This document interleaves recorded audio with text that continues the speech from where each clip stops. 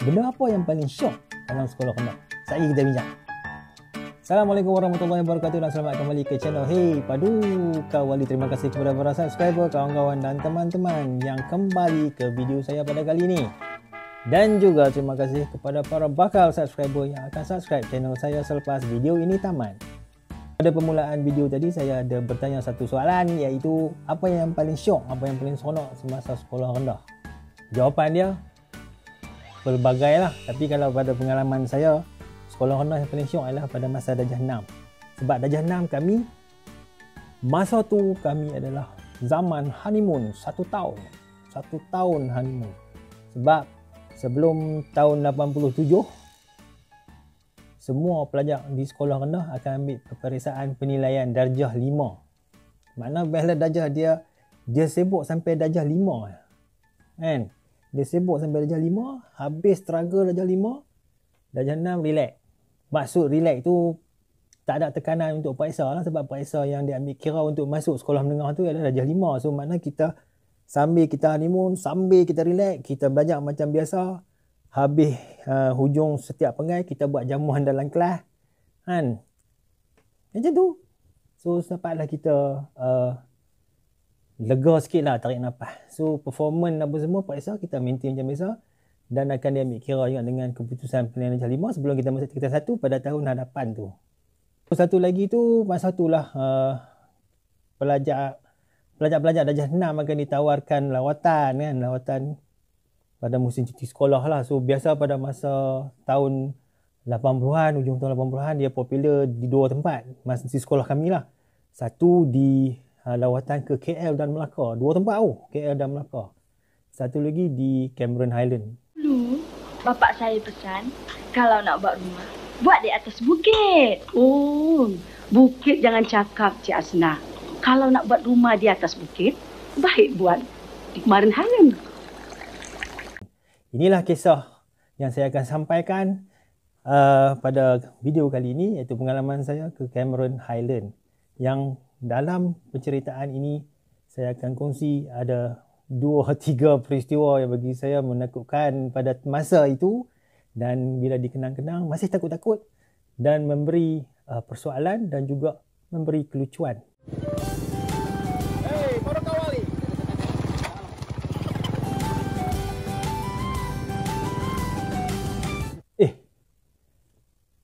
Skrin tak tukar. Kita kena tukar skrin lah, tak cantik dia nampak hijau kosong kan. Kita tukar skrin. Okey, skrin dah cun. So di belakang kita ni nanti akan ada satu klip video, iaitu laluan daripada Tapah ke Cameron Highland. Itu laluan yang semua orang akan lalu pada tahun berkenaan lah, pada tahun 87. Cuma untuk tahun ni ada 2 laluan, iaitu satu daripada Tapah ke Cameron Highland, laluan biasa, laluan tradisional, dan satu lagi laluan daripada Simpang Pulai ke Cameron Highland melalui Berincang. Yang ni kita lalui Ringlet dengan ke Tanah Rata. Dia akan bertemu daripada ni Simpang Pulai, ini Tanah Liat pula, Tapah, naik dia akan jumpa di Tanah Rata di atas. Okey. So kita saksikan dulu sambil saya bercakap ni. Masa tu kami ditawarkan pada kami darjah 6, dan saya rasa ada 2 buah bas yang terlibat lah, maknanya lebih daripada 40 orang lah. So saya rasa kalau tengok ada gambar di belakang nanti saya share, lebih kurang tu lebih 40 orang. Kalau tak lebih pun sebiji bas je lah.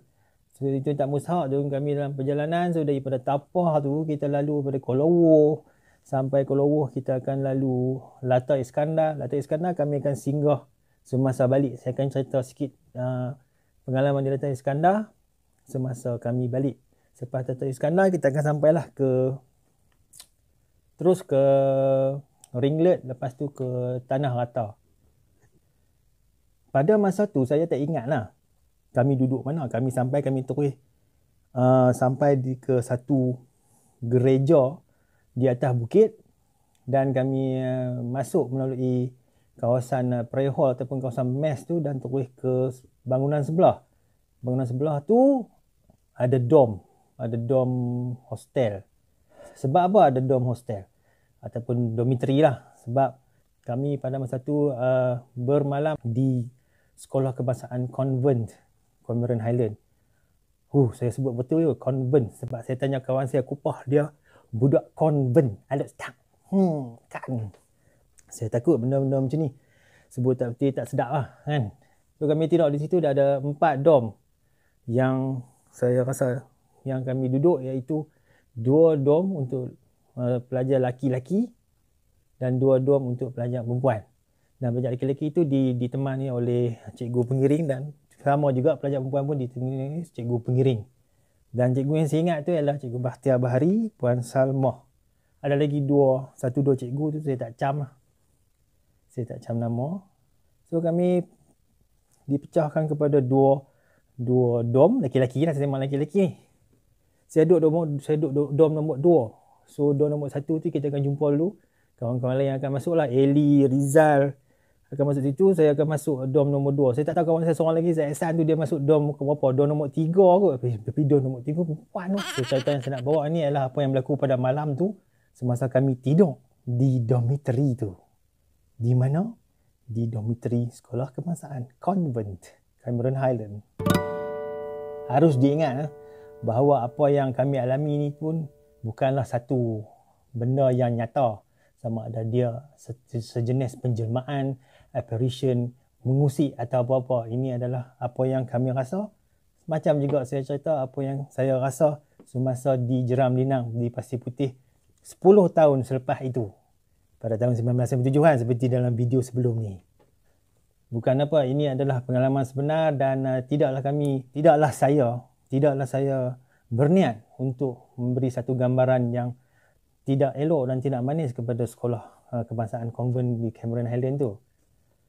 Malam tu, seperti biasa, kami ni budak-budak kan, umur 12 tahun. Jadi dengan dijaga oleh cikgu-cikgu dan driver bas, dengan pengalaman baru kan, dengan sejuk macam duduk di dalam salji kan, saya rasa kalau malam tu saya rasa mungkin 20 ataupun 18 darjah Celsius. Cameron Highland masa tu cukup sejuk. Mandi pun tak erti buka paip air hangat kan, jatuh air macam ais tu. Itu akan berlaku pada pagi subuh sebelum memulakan hari yang baru. So bila sampai pada waktu pagi tu ada bunyi bising-bising. Kata ada kawan kami dipindah tempat tidur dia. Dia tidur nyenyak lah, letih naik bas. So bila dia sedar, dia ada di katil driver. So kawan saya tu, bukan nama sebenar lah, nama dia Rizal kan. Dia telah sedar bahawa dia telah tidur di katil driver. Dan dia tak sedar apa pun. Sampailah abang dah mangkit. Tidur tang ni bukan katil ni. Masa tu dia sedar bahawa dia dah berubah. Dia dah berubah kedudukan. Cuma ada kawan-kawan bagi tahu kata dia tu mamai kot lagu tu. Dia jenis tidur kan, jenis apa? Kami tak pernah keluar duduk jauh kan. So bila tukar tempat tu dia jadi mungkin tak selesa ke apa ke. Dengan sejuk kan, tidur pun tak apa nak jerak kan. So dia bangkit, dia jadi sleepwalking tau. Dia sleepwalking lah teori tu. Dia sleepwalking, dia bawa bantai. Bantai dia kena curi dengan Eli. Eli bukan nama sebenar. Bantai dia kena rompak dengan Eli. So dia mungkin dalam pejam-pejam dia bangkit, pergi tumpang tidur. Pergi tidur di katil lain. Tu dia jadi dia cerita macam dia kena angkat lah. Kalau di segi mistik tu macam ada benda. Angkat dia tempat tidur tu, pergi tidur tempat lain. Habis pasal. Cuma sebelum rakaman ni dibuat, saya mendapat satu isyarat bahawa selama ni 34 tahun yang lalu saya dengar cerita dia versi lain. Sebab saya dengar cerita tu seorang padri yang mai membuat lawatan sambil belajar. Dia pun melawat juga macam kami. Lawatan sambil belajar ke setiap dom. Dan ada story dia masuk dalam dom.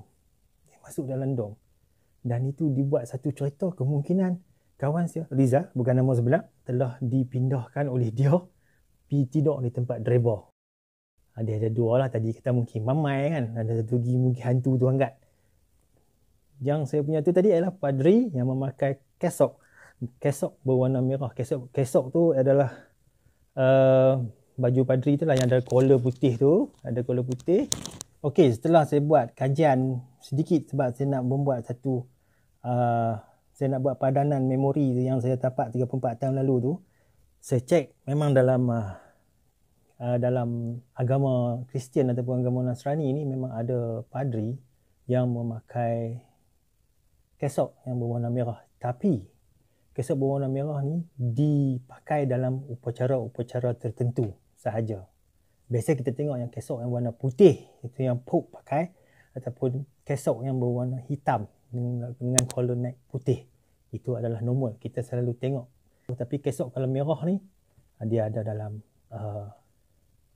beberapa upacara tertentu seperti Pentecost dan sebagainya.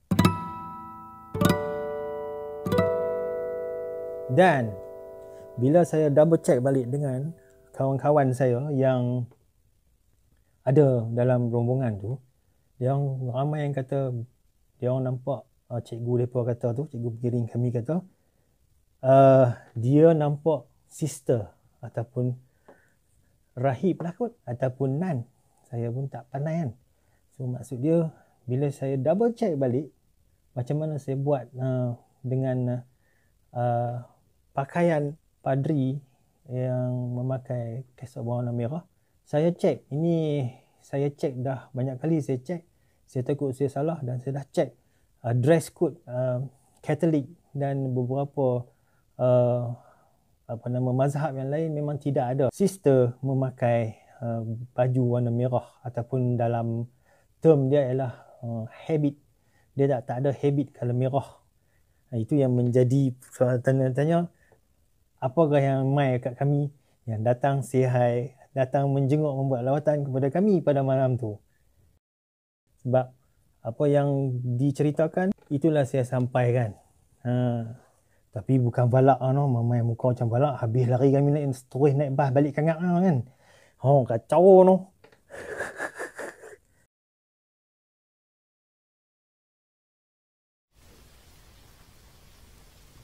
Apa yang sebenarnya terjadi pada malam tu? 34 tahun yang lalu, pada bulan Oktober 1987, malam tu hujan lebat, angin sejuk, pekan tanah rata kan, tinggi. Atas bukit, pusat peranginan. Kami malam tu baru sudah makan malam, dinner. Selepas dinner, bergeraklah kami dengan guru-guru, dengan cikgu-cikgu pengiring balik ke dorm masing-masing. Jadi aktiviti bebas lah masa tu. Pada masa yang sama, disebabkan hujan, sejuk, angin, ramailah daripada kami ni yang rasa nak terbuang air kecil, nak terkencing, bahasa mudah dia kan. Maka cikgu pun pesan, kalau nak pergi bilik air, pergi ramai-ramai. Pi tu kira lah berapa orang hampa pi. Bila nak balik tu hampa kira lah berapa orang hampa balik. Jangan pula terkurang, jangan pula terlebih.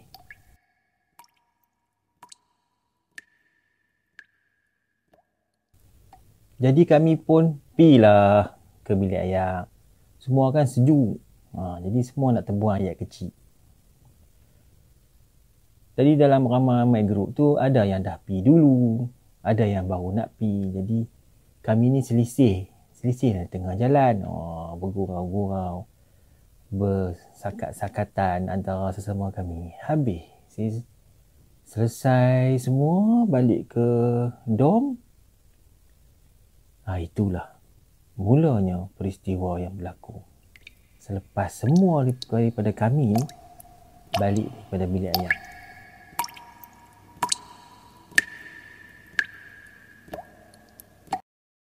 Di salah satu dorm budak perempuan, kejadian tu berlaku. salah seorang guru pengiring kami, malam tu, dia tak boleh tidur tau. Tak tahulah pasal apa dia tak boleh tidur. Mungkin penat travel ke, ataupun berubah tempat tidur ke, kan kawasan baru atas bukit pula tu. Dia tak boleh tidur.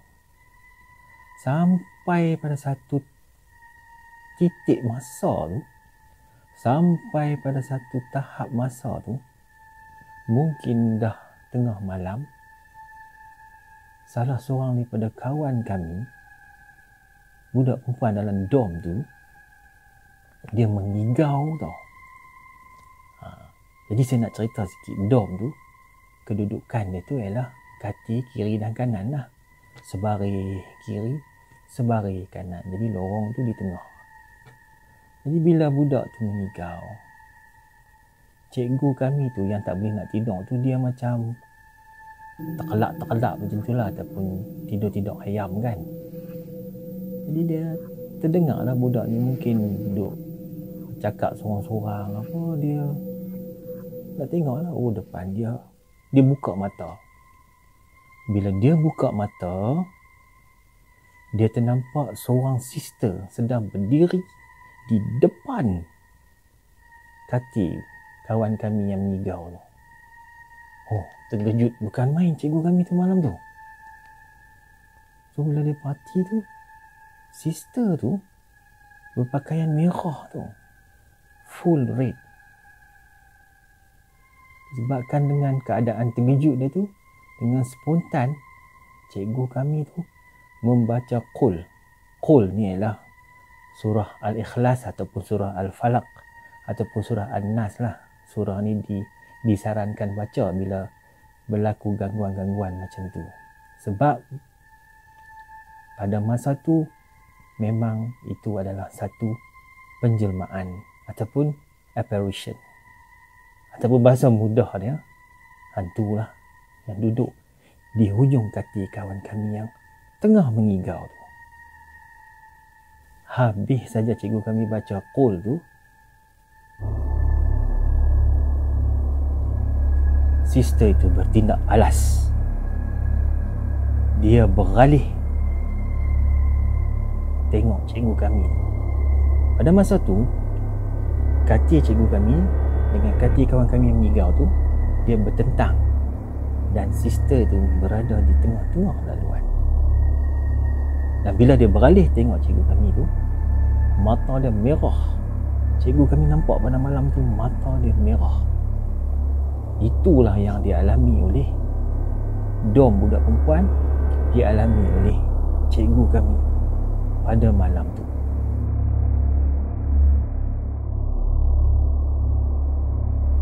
Dan di dom sebelah, dom lelaki kan ada dua, dom satu, dom dua.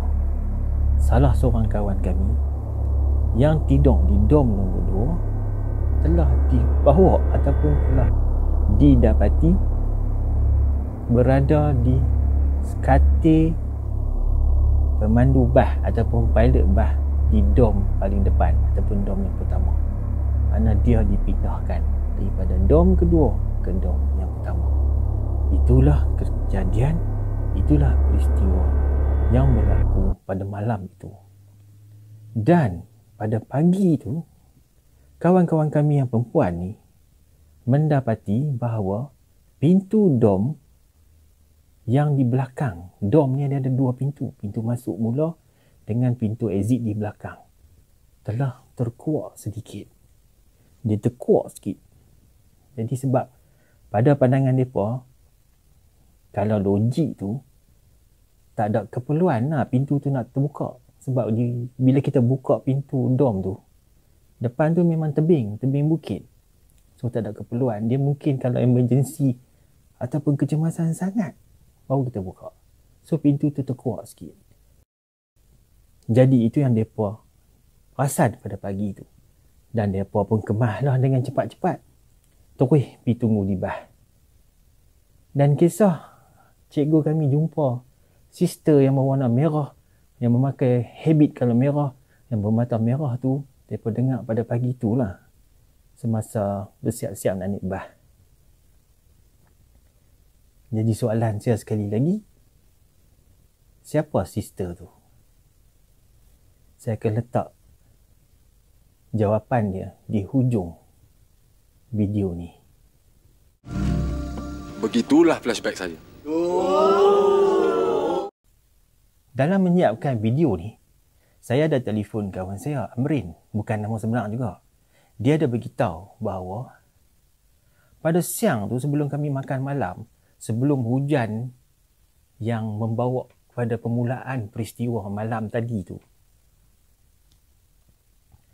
kononnya ada kawan kami daripada grup rombongan kami ni telah memetik sekuntum bunga orkid hutan di hujung dormitory tu. Di hujung dormitory tu tebing tu lah yang di belakang di belakang pintu dom yang terkuak tadi. Jadi kononnya makhluk itu mungkin tak berkenan kot sebab memetik bunga tanpa kebenaran. Dan itu merupakan kononnya punca apparition ataupun penjelmaan itu berlaku. Tapi saya dah cakap tadi, saya sertakan jawapan yang saya jumpa. Sungguh ke tak sungguh ke, wallahualam, siapa sister yang datang mengunjungi dom budak perempuan kami pada malam 34 tahun yang lalu. Dan seterusnya, esok tu hari terakhir, last day kami balik lah ke Perlis balik ke Kangar dan turun ikut laluan tadi lah kan, satu jalan. Dan kami sampai ke Lata Iskandar. Sampai situ kami singgah, memang ada gamak. Cuma saya tak dapat retrieve gamak tu, saya pun dapat retrieve gamak skeping gamak skeping kumpulan rombongan kami. Thank you kepada kawan saya yang sentiasa membantu saya walaupun kami selalu bertengkar secara bergurau-gurauan. Thank you kepada Shana.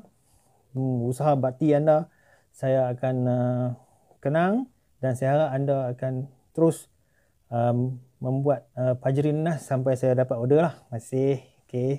So sampai di situ, tempat yang paling tepat tu, yang paling mas untuk bergamak ialah di jambatan yang di belakang dia menghadap Lata Iskandar macam sekarang. So kita akan sanak di jambatan tu ambil gambar. Yang nak jadi ada satu peristiwa lucu pula pada masa tu ialah kawan saya. Itu saya punya partner naik bas duduk sebelah. Bukan nama sebenarnya, nama dia Eli. Telah dihambat ataupun diligan oleh seorang yang tak siuman ataupun orang gila. Dia punya lari tu dengan badan dia yang seksi pada masa tu kan.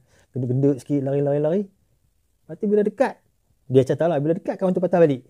Bila dekat kawan tu patah balik. Saja kot dia mengurau, dia berkenan kot kat hang kali kan. Dia tak pegang pun, dia tak ada lah pun tangkap ke tepuk ke tak. Dia dekat tu dia patah balik. So kami teruslah perjalanan balik ke Kangar dan itu adalah satu kenangan yang tak dapat dilupakan. Ialah budak darjah 6 bila dia berjalan jauh tu kira langkah cukup panjang lah langkah. Dia langkah luah sampai ke Cameron Highland. Dan betul lah kata-kata tu kata bahawa jauh perjalanan, luas pemandangan. So walaupun sekerdil-kerdil kami pada masa tu diberi peluang untuk melawat satu kawasan, dan alhamdulillah itu adalah rezeki saya dan kawan-kawan yang lain yang boleh pergi ke Cameron Highland pada masa tu dan meninggalkan sebahagian daripada kawan-kawan kami yang lain yang pada masa tu tidak ada kemampuan, yang tak ada masa, orang kata timing tak betul, yang tak dapat ikut kami. Dan daripada situ kami pun memiliki pengalaman yang tidak orang lain dapat ataupun pengalaman yang kawan-kawan lain yang tak pi. Kerana bila kita tengok dunia luar, kita punya pandangan akan berbeza. Dan kita pun mungkin kami yang dapat pergi Cameron Highland tu memiliki pengalaman sendiri. Bagi orang lain yang tak boleh pergi Cameron Highland pada masa tu, mereka ada satu pengalaman peribadi yang special dalam hidup mereka. So kita tak boleh lah nak bandingkan kata syok lah hampa boleh pergi Cameron Highland, syok lah hampa boleh pergi KM Melaka. Saya tak boleh pergi KM Melaka. Dikenang-kenang balik, cerita tu dah hampir 34 tahun dah. Dan dengan memori yang tidak cukup ni, dengan fotografi memori yang tak banyak, pertolongan kawan-kawan menceritakan setakat yang saya dapat. Ya, itulah sedikit sebanyak kisah yang seram dan lucu di Cameron Highland. Kepada yang belum subscribe, sila subscribe ke channel Hey Padu Kawali sekarang pun boleh. Tekan button subscribe dan juga komen, like dan share. Sekian, wabillahi taufiq wal hidayah. Wassalamualaikum warahmatullahi wabarakatuh.